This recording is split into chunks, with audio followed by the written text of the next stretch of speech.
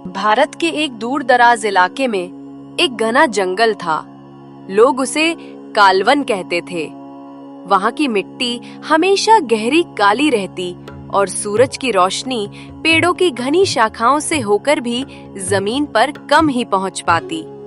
गांव वाले दिन ढलने के बाद उस जंगल के पास भी नहीं जाते थे, क्योंकि उनका मानना था कि वहाँ आत्माएं रहती हैं।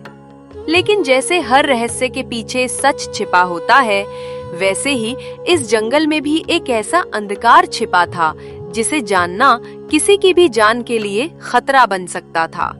राहुल एक शहर में पढ़ा लिखा युवक, रिसर्च स्कॉलर था। उसकी थीसिस का विषय था भारत के अंधविश्वास और उनके पीछे का वैज्ञानिक कारण। जब उसे पता चला कि कालवन के बारे में गांव वाले तरह तरह की कहानियां सुनाते हैं, तो उसने ठान लिया कि वो वहां जाकर सच्चाई का पता लगाएगा। गांव के बुजुर्गों ने उसे मना किया, बेटा वहां मत जाना, जो भी गया है लौटकर नहीं आया। लेकिन राहुल नहीं माना। राहुल ने पास के गांव के पुजारी से बातचीत की थी। पुजारी ने बताया था, बेटा, सैकड़ों साल पहले इस जंगल में एक आदिवासी कबीला रहता था। उन पर एक जमींदार ने जुल्म किए और पूरा कबीला यज्ञ करके आत्मदाह कर गया। तभी से ये जंगल अशुभ हो गया। मेरी मानो तो तुम वहां मत जाना, क्योंकि जो भी वहां जाता है लौट के कभी नहीं आता है। लेकिन अगर तुम जाना ही चाहते हो तो मैं तुम्हें एक ठगा देता हूं। इसे अपने पास ही रखना और भगवान को याद करना।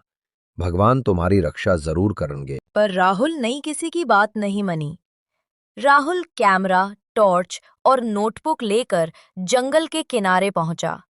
पेड़ ऐसे खड़े थे मानो पहरेदार हों। हवा में अजीब सी सीलन और सड़ांध की गंध थी।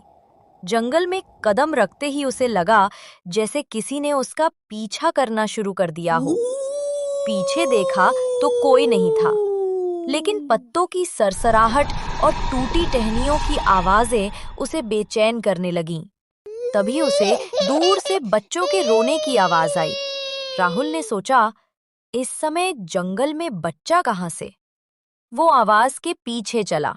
कुछ देर बाद उसने देखा पेड़ों के बीच एक झोपड़ी जैसी टूटी फूटी संरचना खड़ी थी। दरवाजा आधा टूटा और हिल रहा था।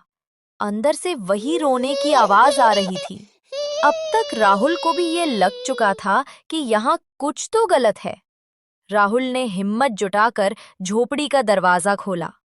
अंदर घुप अंधेरा था और बदबू इतनी भयानक थी कि सांस लेना मुश्किल। राहुल दूसरे कमरे में जाता है। वहां का माहौल बहुत ठंडा था। अचानक उसके सामने दीवार में से एक कंकल बाहर आया। राहुल घबराकर पीछे हटा और दरवाजे की ओर भागा, लेकिन दरवाजा अपने आप बंद हो चुका था।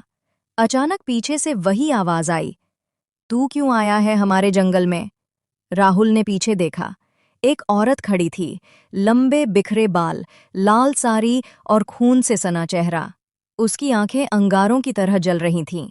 वो धीरे धीरे राहुल के पास आई और बोली, यहां आने वाले कभी जिंदा नहीं लौटते, तू भी नहीं बचेगा। राहुल ने कांपते हुए कहा, मैं सिर्फ सच जानना चाहता हूं। औरत ने कहा, हम इस जंगल की आत्माएं हैं। हमारे कबीले को जिंदा जलाया गया।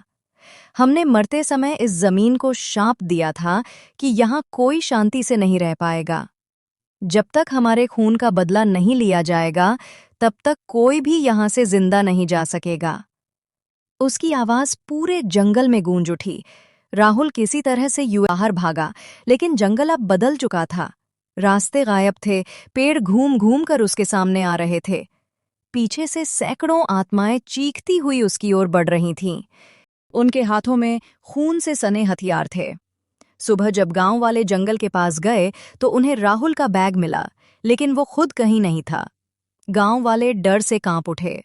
आज भी कहते हैं कि अगर कोई कालवन में जाता है तो उसके बाद उसकी आवाज ही लौटती है, लेकिन शरीर का भी नहीं। राहुल का भी कभी पता नहीं चल पाया।